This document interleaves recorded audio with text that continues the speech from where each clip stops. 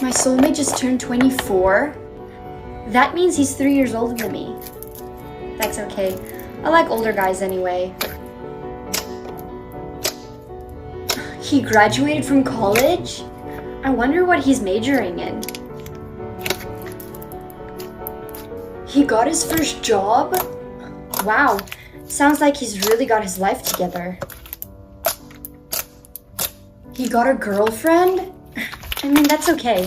We haven't even met each other yet. No way, he's meeting her parents? Must be pretty serious. What, he got engaged? But what about me? She's not even his soulmate.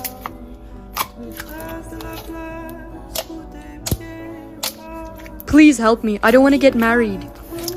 Wait, what? Can you hear me?